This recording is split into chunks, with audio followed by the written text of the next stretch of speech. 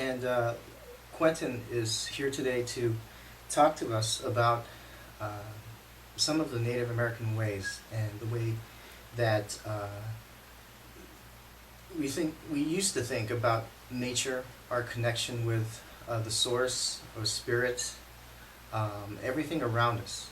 And as we've talked before, everything has an energy and has a connection. And so I just wanted to talk to Quentin today about this way of thinking, this way of belief, because I think it's a very for us it's a very refreshing point of view, but for many it's actually the only view that makes sense. So The Lakota have a word for that, and it's probably one of the most profound and powerful words in the vocabulary, and that is mitakoye.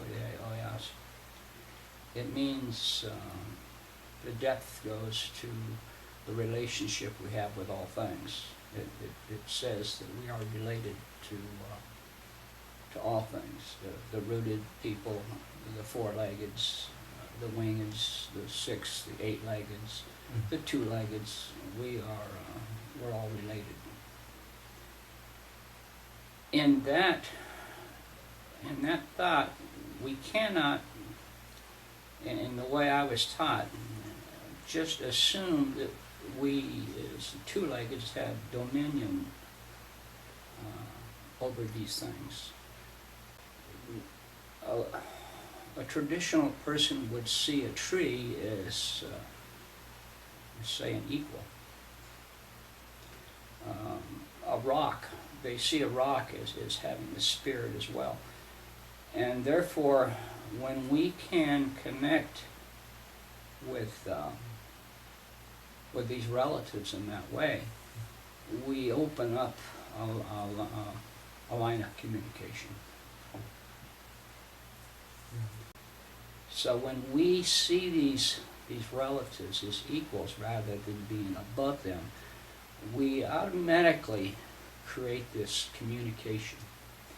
If I did not respect you as a person, and vice versa, then anything we have to say to each other would sort of fall on deaf ears. It's that respect, that equal position we take with each other that allows us to hear each other and what we have to say. We don't necessarily have to agree, but we hear. If I disrespect you, no matter how well you put it to me, I may just not be open to hear anything you have to say. So when we're on that hill, when we're out there crying for our vision, and these spirits begin to talk to us, because we're already open and we see them as relatives, we begin to understand what it is they're telling us.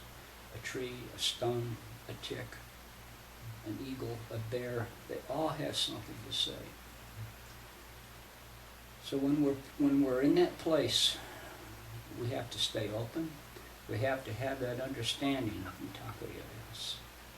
We have to see these as relatives. Nothing around us is for our taking. In the Lakota way, if I need, say, red willow for the chinchasha, for the pipe, for the chinuka, if I need that red willow, I have to go out and I have to pray about it. I have to leave tobacco for that relative, and I ask permission to take it. And then I will cut it respectfully and bring it back. Only what we need, and then we will harvest the chinchasha from that willow, take the inner bark off of it. But we cannot assume it's for our taking, and we cannot just walk out and cut it. When we do it that way, when we connect in that way with that relative, its spirit comes with us and works with us. If we disrespect that spirit will go away, and there'll be no energy, there'll be no medicine in that. The earth would be a living body. And we might as well be a part of that cellular group that makes up the earth.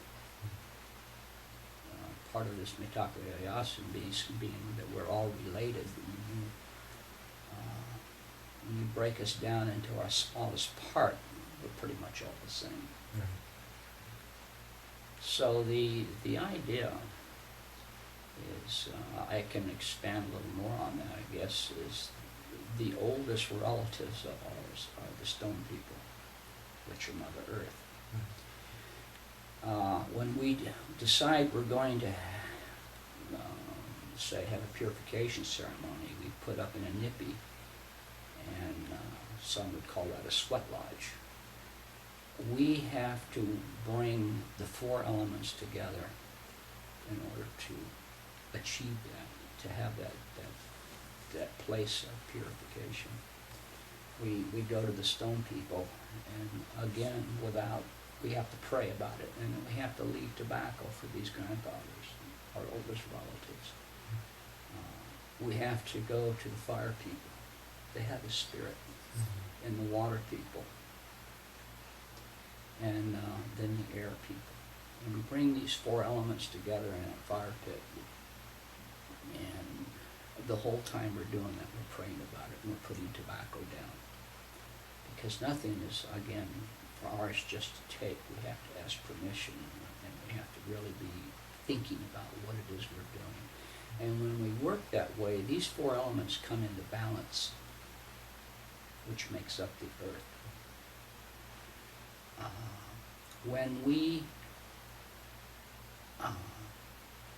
go into the lodge and the stone people are ready to come in with us, we bring them back in, and they're placed in the four directions: the west, the north, the east, the south.